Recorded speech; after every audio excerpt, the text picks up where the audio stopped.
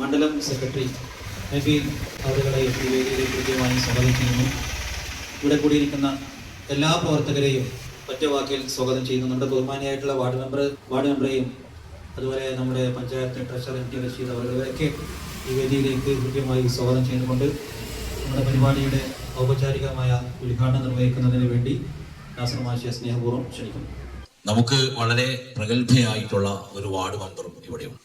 അതുകൊണ്ട് കേരളത്തിൽ അടയാളപ്പെടുത്തപ്പെട്ട പ്രദേശമാണ് ഈ പ്രദേശം.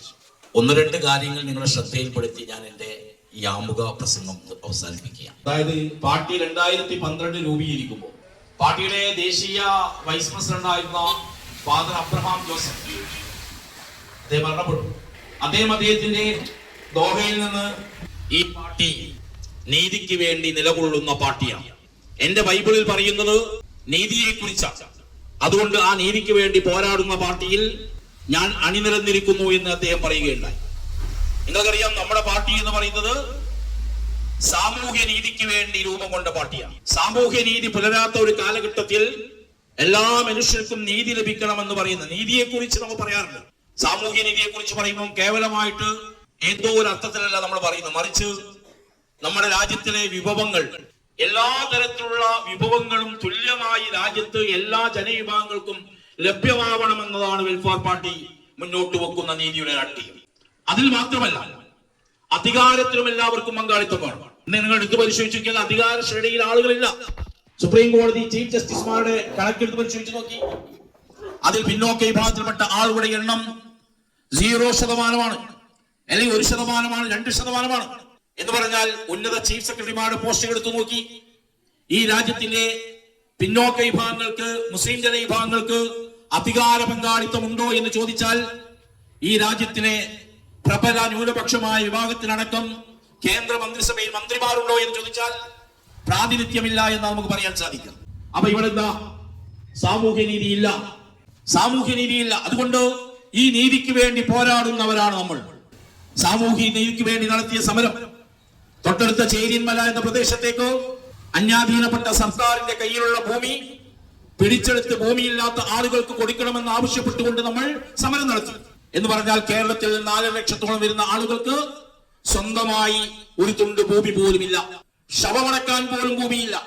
ശവമടക്കാൻ സ്ഥലമില്ലാത്തത് കൊണ്ട് സ്വന്തം അടുക്കളയിൽ കുഴിവെട്ടി സ്വന്തം കുഞ്ഞിനെ അവിടെ കുഴിമാടം തീർക്കേണ്ട അവസ്ഥ കേരളത്തിൽ ഉണ്ടായിട്ടുണ്ട് എന്ന് പറയുമ്പോൾ കേരളത്തിൽ നീതി ലഭിച്ചിട്ടില്ല എന്നതാണ് അതിനർത്ഥം. അതുകൊണ്ട് നമ്മൾ ആദ്യമായി ഏറ്റെടുത്ത സമരം ആ ഭൂസമരമായിരുന്നു. കേരളത്തിന്റെ മുക്കുമൂലകളിൽ നമ്മൾ ഭൂമി കണ്ടെത്തി. കേരളത്തിൽ ഇടതുപക്ഷം പറഞ്ഞു എല്ലാവർക്കും ഭൂമി കൊടുത്തിട്ടുണ്ട്, ഭൂപരിഷ്കരണത്തിലൂടെ പൂർണ്ണമായും എല്ലാവർക്കും ഭൂമി ലഭിച്ചു. പക്ഷെ നമ്മൾ പറഞ്ഞു കേരളത്തിലെ വിവരാവകാശ രേഖ പ്രകാരം ഏകദേശം 4.5 ലക്ഷം ആളുകൾക്ക് കേരളത്തിൽ ഒരു തുണ്ട് ഭൂമി പോലുമില്ല. എന്നിട്ട് നമ്മൾ സമരം നടത്തി. പത്തനംതിട്ട ജില്ലയിൽ നമ്മൾ സമരം നടത്തി. അർദ്ധരാത്രി 2 മണിക്ക് എഴുന്നേറ്റ് 3 ബസ്സിന് ആളുകൾ പോയി ഭൂമിയിൽ കുടിൽ കെട്ടി താമസിച്ച് ഭൂമിയുടെ പട്ടയം നൽകിയാലേ ഞങ്ങൾ തിരിച്ചു പോരുകയുള്ളൂ എന്ന് പറഞ്ഞ് നമ്മൾ സമരം നടത്തി. കലക്ടർ ഇടപെട്ടു, പട്ടയം നൽകാൻ വേണ്ടി തീരുമാനിച്ചു. ആ സമരം വിജയിച്ചു. നിങ്ങറിയില്ലേ, കൂലി ചോദിച്ചതിന് എന്താണ് ചെയ്തത്? ഉത്തരേന്ത്യ രാവിലെ മുതൽ വൈകുന്നേരം വരെ 20 വർഷമായി ഒരു വീട്ടിൽ ജോലി ചെയ്യുന്ന കൂലിപ്പണിക്കാരൻ. അവന് ഒരേ ഒരു പ്രശ്നം മാത്രമേ ഉള്ളൂ, അവൻ പിന്നോക്ക വിഭാഗത്തിൽപ്പെട്ട ആളാണ്. എന്നിട്ട് അവൻ ജോലി ചെയ്തു, രാവിലെ മുതൽ വൈകുന്നേരം വരെ ജോലി ചെയ്തിട്ട് അവസാനം കൂലി ചോദിച്ചപ്പോൾ ആ ഉന്നത കൊലജാതകനായിട്ടുള്ള ഉയർന്ന ജാതിയിൽപ്പെട്ട ആ യജമാനൻ ചെയ്തത് ആ പാവപ്പെട്ട മനുഷ്യന്റെ വായിലേക്ക് മൂത്രമൊഴിക്കുകയാണ് ചെയ്തത്. വൈകുന്നേരം വരെ പണിയെടുത്തിട്ട് കൂലി ചോദിച്ചതിന്. നോക്കണം നിങ്ങൾ, സ്വന്തം കിണറ്റിൽ നിന്ന് വെള്ളം കോരിയതിന് ഒരു പിഞ്ചു കുഞ്ഞിനെ തൊട്ടിന് വെള്ളം കോരുന്ന പാത്രം എടുത്തുകൊണ്ട് തലക്കടിച്ചു കൊന്ന ചരിത്രം നമ്മളിത് എവിടെയോ കേൾക്കുന്ന ഒന്നല്ല. ഇവിടെ നീതി ലഭിക്കുന്നില്ല. സാമൂഹികമായിട്ട് സമൂഹത്തിലെ ഉച്ചനീചത്വങ്ങൾ ഈ രാജ്യത്ത് ഒരു ഭാഗത്തെ അടിച്ചമർത്താൻ വേണ്ടി ഉപയോഗപ്പെടുത്തിക്കൊണ്ടിരിക്കുകയാണ്. വിഭവങ്ങൾ തുല്യമായി വിതരണം ചെയ്യേണ്ടതുണ്ട്. വിദ്യാഭ്യാസം ലഭിക്കുവാനുള്ള അവകാശങ്ങൾ പലർക്കുമില്ല. നിങ്ങൾക്കറിയാമോ, സാമൂഹികമായി പിന്നോക്കം നിൽക്കുന്ന ജനവിഭാഗങ്ങൾ എന്തുകൊണ്ട് പിന്നോക്കം പോയി എന്ന് ചോദിച്ചാൽ ആ ചോദ്യത്തിന്റെ ഉത്തരം എന്ന് പറയുന്നത് അവർക്ക് പഠിക്കുവാനുള്ള വിദ്യാലയങ്ങളില്ല എന്നതാണ്. അവർക്ക് പഠിക്കുവാനുള്ള വിദ്യാലയങ്ങളില്ല. വിദ്യാഭ്യാസ രംഗത്ത് പിന്നോക്കം പോയിട്ടുള്ള ജനവിഭാഗമുണ്ട്. ആ വിഭാഗത്തെ ഉയർത്തിക്കൊണ്ട് അവർ നീതി ലഭിച്ചിട്ടില്ല. അതുകൊണ്ടാണ് നമ്മൾ പറഞ്ഞത് സച്ചാർ കമ്മീഷൻ റിപ്പോർട്ട് നടപ്പിലാക്കണം എന്ന് ആവശ്യപ്പെട്ടുകൊണ്ട് നമ്മൾ സമരം നടത്തിയത്. ഓർമ്മയുണ്ടാവും, നമ്മൾ നടത്തിയ സമരമാണ്. ജാതിക്കെതിരെ ജാതീയതക്കെതിരെ നമ്മൾ സമരം നടത്തി. ഈ ജാതീയതക്കെതിരെയുള്ള സമരത്തിന്റെ ഭാഗമായിട്ടാണ് നമ്മൾ എന്ത് നടത്തിയിട്ടുള്ളത്? സംവരണ സമരം നടത്തിയത്. പിന്നോക്ക ജാതിക്കാരന് അവകാശപ്പെട്ടത് ലഭിക്കണമെങ്കിൽ അവന് സംവരണം വേണമെന്നുള്ള ഭരണഘടനയിൽ വിഭാവനം ചെയ്യുന്ന തത്വമാണ്. അത് നടപ്പിലാക്കണമെന്ന് ആവശ്യപ്പെട്ടുകൊണ്ട് സംവരണ പ്രക്ഷോഭം നമ്മൾ നടത്തുകയുണ്ടായി. കേരളത്തിലല്ല, ഇന്ത്യയിലുടനീളം സംവരണ പ്രക്ഷോഭം നടത്തി. സംവരണം വീണ്ടും ഒരു ചർച്ചയാക്കി. നിങ്ങൾക്കറിയാമോ, KS എന്ന് പറയുന്ന കേരള കേഡർ, IAS എന്ന് പറയുന്ന KS ഉന്നത ഉദ്യോഗസ്ഥരെ വാർത്തെടുക്കുവാനുള്ള KS പരീക്ഷ, ആ പരീക്ഷയിൽ എന്തില്ലായിരുന്നു? സംവരണമില്ലായിരുന്നു. അത് സംവരണം വേണമെന്ന് ആവശ്യപ്പെട്ട് പ്രക്ഷോഭം നടത്തിയ ഒരേ ഒരു പാർട്ടി കേരളത്തിലുണ്ടെങ്കിൽ നിങ്ങൾക്കും എനിക്കും അഭിമാനിക്കാം, അത് വെൽഫെയർ പാർട്ടി ഓഫ് ഇന്ത്യയാണ്. ആ സമരം വിജയിച്ചു, KS സമരം വിജയിച്ചു. അങ്ങനെ KSൽ സംവരണം ഏർപ്പെടുത്താൻ വേണ്ടി തീരുമാനിച്ചു. കേരളത്തിൽ സാഹോദര്യ യാത്ര സംഘടിപ്പിച്ച പാർട്ടിയാണ്. കേരളത്തിലെ എല്ലാ ജാതി മത വിഭാഗത്തിൽപ്പെട്ട ആളുകളെയും ഒരൊറ്റ ചരടിൽ കോർത്തുകൊണ്ടുള്ള സാഹോദര്യത്തിന്റെ രാഷ്ട്രീയത്തെ, ഈ വർഗീയതയുടെ രാഷ്ട്രീയത്തെ തള്ളിക്കളഞ്ഞുകൊണ്ട്, വേർതിരിവിന്റെ രാഷ്ട്രീയത്തെ തള്ളിക്കളഞ്ഞുകൊണ്ട്, വെറുപ്പിന്റെ രാഷ്ട്രീയത്തിനെതിരെ ആയുധമായിക്കൊണ്ട് കേരളത്തിൽ ഏതെങ്കിലും ഒരു പാർട്ടി സാഹോദര്യ യാത്ര നടത്തിയിട്ടുണ്ടെങ്കിൽ അത് വെൽഫെയർ പാർട്ടി ഓഫ് ഇന്ത്യയാണ്. അതാണ് മുഖ്യമന്ത്രി, ഇന്നത്തെ മുഖ്യമന്ത്രി, അന്നത്തെ പ്രതിപക്ഷ നേതാവ് ചോദിച്ചത്. സാഹോദര്യ പദയാത്ര നടത്തിയ പാർട്ടിയുമായിട്ടാണ് ഞങ്ങൾ ഒപ്പം എന്ന്, അതിൽ കുഴപ്പമുണ്ടോ എന്ന് ചോദിച്ചതാണ്. അവിടെ എത്തി നമ്മുടെ രാഷ്ട്രീയം, നമ്മുടെ രാഷ്ട്രീയത്തെ ആളുകൾ അംഗീകരിക്കാൻ തുടങ്ങി. ഞാൻ പറയുന്നു, അഭിമാനത്തോടു കൂടി തലയുയർത്തിക്കൊണ്ട് ഒരു വെൽഫെയർ പാർട്ടിക്കാരനാണെന്ന് പറഞ്ഞുകൊണ്ട് തെരുവോരങ്ങളിൽ ജീവിക്കുവാൻ ഏറ്റവും പറ്റിയ കാലഘട്ടമായിട്ട് ഈ കാലഘട്ടം മാറിയിട്ടുണ്ട്. പക്ഷേ നമ്മുടെ ഈ ശക്തി കൊണ്ട്, ഈ ജനകീയ ശക്തി കൊണ്ട് നമുക്ക് പലതും നേടിയെടുക്കാൻ സാധ്യമല്ല. വളരെ ഭീകരനായ ഒരു സംഘപരിവാർ ഭരണകൂടം നമ്മുടെ മുന്നിലുണ്ട്.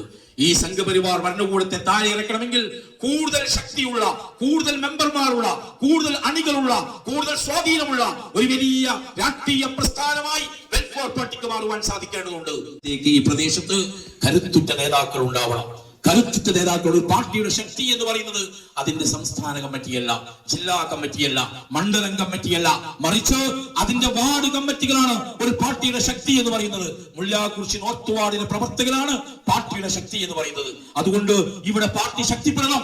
ഇവിടെ പാർട്ടി ശക്തിപ്പെടണമെങ്കിൽ ജനങ്ങളുടെ പ്രശ്നങ്ങൾ ഏറ്റെടുക്കുന്ന പാർട്ടിയായി നമ്മുടെ പാർട്ടി മാറണം. ജനങ്ങളുടെ വാക്ക് കേൾക്കണം. അതായത് രണ്ട് കാതും ഒരു നാവും തന്നത് കൂടുതൽ കേൾക്കുവാനും കുറച്ച് സംസാരിക്കാൻ വേണ്ടിയാണ്. അതുകൊണ്ട് എന്റെ പ്രവർത്തകരോട് പറയാനുള്ളത്, ജനങ്ങളെ കേൾക്കണം.